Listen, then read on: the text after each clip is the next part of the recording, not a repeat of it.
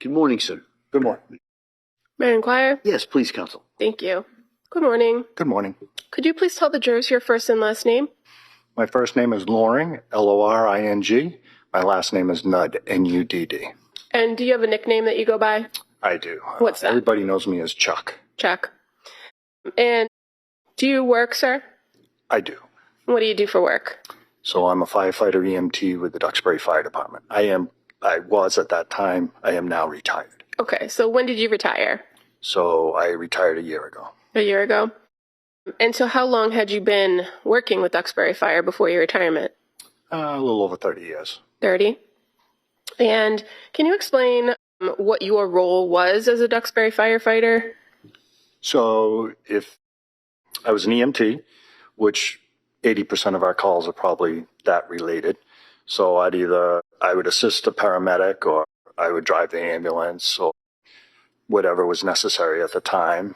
And then we were also did fire suppression, and we were all trained in that and went to the academy and all that. Okay, and can you tell us what the difference is between an EMT and a paramedic? So a paramedic requires another year or two of training, and they're able to prescribe meds. Not prescribe meds, excuse me.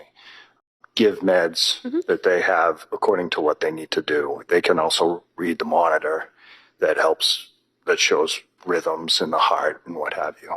Is it fair to say that as an EMT, you're trained in basic life-saving techniques, Correct. While a paramedic is advanced life-saving techniques? Correct. And so at Duxbury Fire Department, is it also fair to say that each and every firefighter has that dual role of either being an EMT, a paramedic, and a firefighter? Yes, there might be one EMT, just a basic, where most of them are the medics but we're all firefighters too. Okay. And in the town of Duxbury, does the town itself have its own ambulances? Yes. In addition to the fire engines? Yes. And there's also ladder trucks, correct? Correct. Now, when you were working as a Duxbury firefighter, what was the schedule? How did you work your shifts? So we worked 24-hour shifts. And then how many days on and how many days off? So we'd have 1 day on, 1 day off, 1 day on, and 5 off. And a 24-hour shift, when did it start and end? It was 8 o'clock in the morning to 8 o'clock the next morning. So if I direct your attention to January 24th of 2023, you were still working for the Duxbury Fire Department then, correct? Correct. And were you on a 24-hour shift that day? I was. At some point during the day, were you given kind of what your assignment was for that shift? Yes. What was your assignment? So that day, we all kind of float around a little bit, but we had a newer member that had made progress. He was an EMT and then made it to paramedic.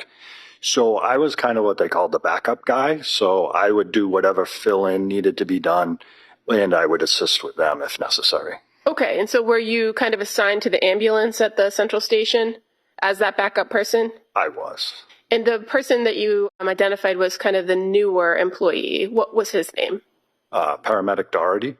And that would be Daniel Dougherty? Daniel Dougherty, yeah. And who was the other Duxbury firefighter that was assigned to the ambulance that shift? It would have been paramedic Kevin Heath. So at approximately 6 o'clock or just after 6 p.m., were you advised of a dispatch to a residence in the town of Duxbury? Yes. And where was that dispatch going to take you? So it was going to take us to Summer Street.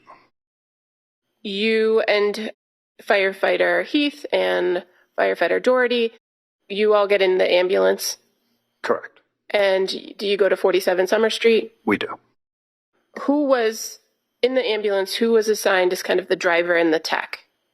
So at that time, because we had heard, what kind of call we had an idea of what call we were going to. The two medics sat up front and were able to converse while I sat in the back and again was that backup guy, more or less. Okay. And as far as the nature of the call that you believed you were coming into, is it fair to say that the initial call had to deal with a female that had gone out the window, possibly a suicide? Yeah, as I remember, it was a second floor fall. At the time that you were dispatched to that location, did you know that there was any pediatric patients or children involved? No. Now, approximately how long did it take to get from the central station to 47 Summer Street, if you recall? I'm going to say 4 to 5 minutes. And when you arrived on scene, were there already other emergency personnel on scene? There were. Were you the first ambulance on scene? We were. How about fire trucks? Were there any other fire trucks from Duxbury? The fire truck, you could hear it in the background, but it wasn't there yet. So is it fair to say that there were some Duxbury police cruisers that had arrived just ahead of you? Correct. Where did you go with the ambulance when you got to that address of 47 Summer Street? So as we were pulling up, I could hear the two guys up front say, the cruisers are in the way of the driveway. So I said, okay, you guys take the call, meaning get out of the car and get out of the truck and get started, and I'll take care of the truck. Okay, and so when you come to the address, are you able to at least pull into the driveway at some point? Not at that point. Because I was in the back, I switched to the driver's seat.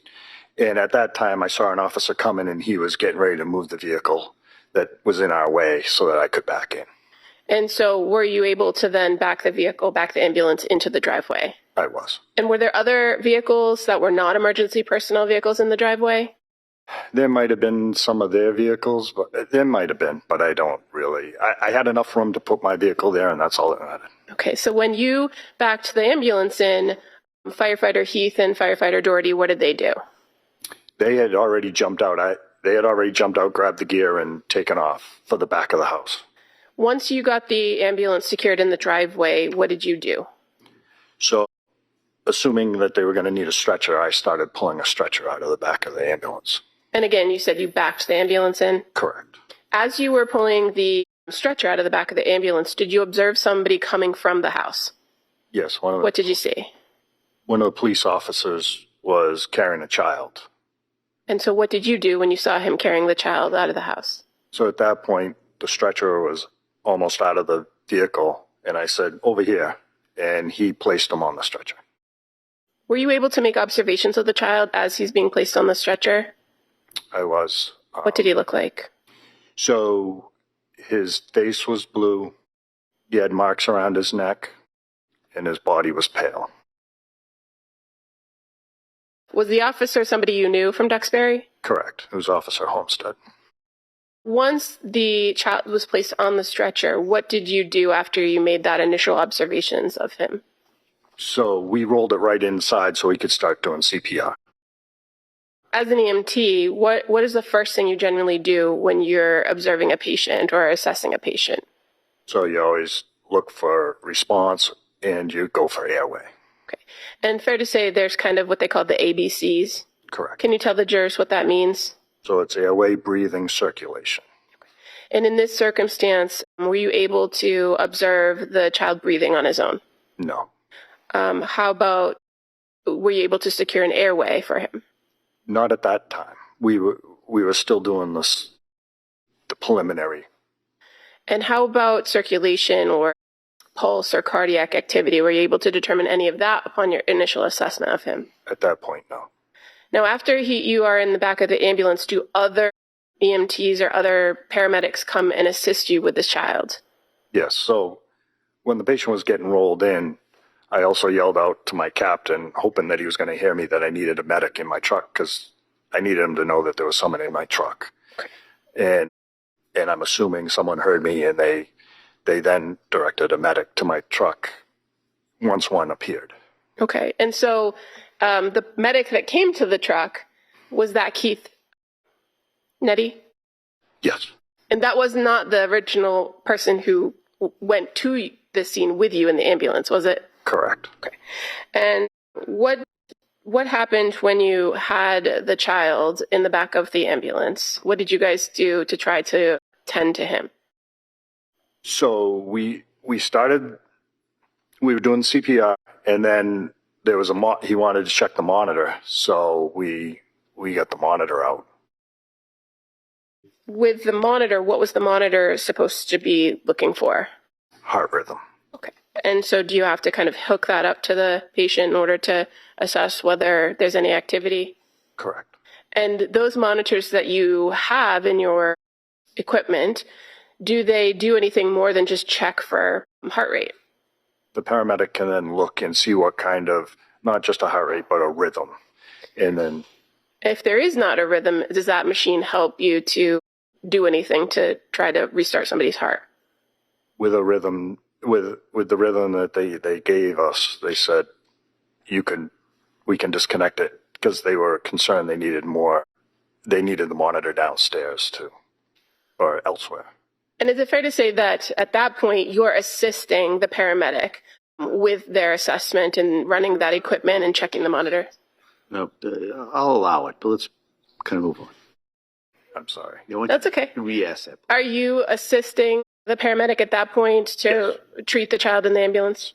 At some point, do you leave the ambulance? I do. And where do you go after you leave the ambulance?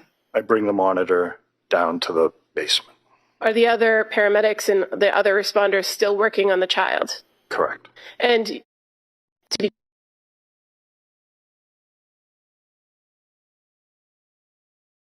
Because they said they needed equipment in the basement.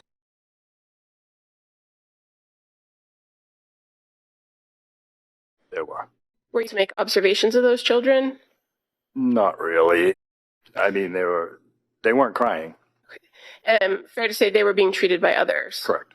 And so once you dropped off that equipment, did you go back outside? I did. And what ultimately was your role at the end of this call? What were you asked to do? I was asked to drive.